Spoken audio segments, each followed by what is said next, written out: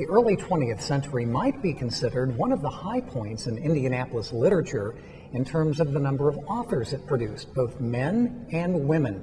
In fact, there's a new exhibit beginning here at Central Library in January on the women writers of Indianapolis. And Chris Marshall with the Indianapolis Special Collections Room is with us to talk about this very unique and special exhibit. Chris, thanks for joining us again on the program. Oh, not a problem. What about the inspiration behind Women Writers of Indianapolis? Well, I was in the storage room of the Indianapolis room one day, and I'm standing in front of the wall of what I call the Big Four.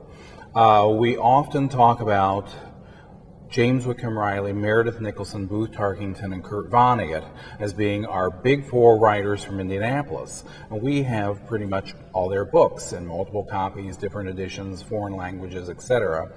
And I said, who would be the Big Four that would stand up to these guys, but be female, be women writers? So that started the project. So we, a couple of team members got together. We wrote up a grant and gave it to our foundation, and they liked the idea to build a collection of women writers, materials, who are from Indianapolis, called Indianapolis their home, still call Indianapolis their home, even though they may live somewhere else. Well, let's hold off on the announcement until just a little bit later on the Big Four that you consider for women writers. But what about the act of obtaining the works and making them into a collection that is exhibit worthy? Well, we did a lot of research. We started out with a list of over 300 names. A couple of team members went through a lot of research files, internet searching, information we already had, and starting to pull this list together. We ended up with like I said, over 300 names, and we had to start prioritizing. Yeah. So what we did was we set up a criteria. And basically what we said, to put it simply, they had to be someone who had devoted their life to writing and had created a large body of work, at least 5 or 6 books. Okay. We had a lot of one-hit wonders out there, and a lot of those books are important, but that wasn't the focus of the project. We wanted to find out who had really written large bodies of work. Okay. So that was the criteria for the exhibit, and we've winnowed it down to around 20 authors who will be on exhibit next year. Okay, so this has been formed into an exhibit, the collection of these women authors that can be found throughout Central Library. But for the purposes of the exhibit here in the Indianapolis Special Collections Room on the 6th floor, shall we have the drum roll and have you announce who you consider to be the Big Four in women writers? Well, we narrowed it down even further from that grouping of 20 or so writers down to 4 who we think, and you can argue this, I'm sure there'll be arguments and there might be debates about it, who we think are the 4 women writers who would stand right toe-to-toe, or right next to these other 4. The first one being Augusta Stevenson. Augusta Stevenson created the Childhood of Famous American series, which a lot of people remember from elementary school and was very popular in the 40s, 50s, 60s. So she is on the list of the 4.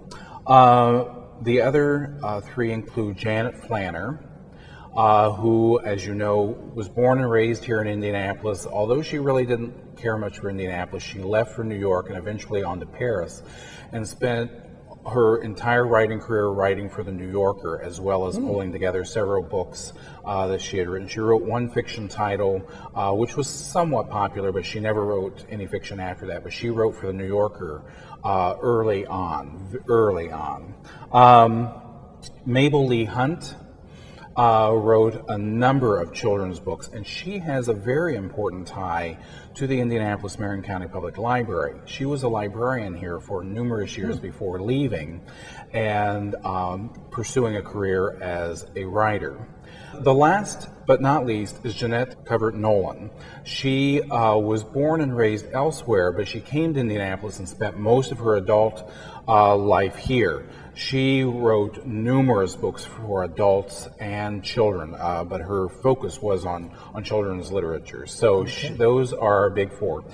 Jeanette Covert Nolan, Janet Flanner, Mabel Lee Hunt, and Augusta Stevens. Very good. And the collection here in the Indianapolis Special Collections room on the 6th floor of Central Library, beginning in January and continuing for most of the year. Yes, the exhibit will be up the entire year of 2011 and will feature our most prominent female writers from Indianapolis.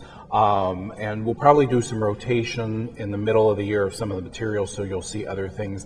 The collection itself will remain housed here in the Indianapolis room and will continue to grow. By the way, the name of the exhibit is called Published, She Wrote.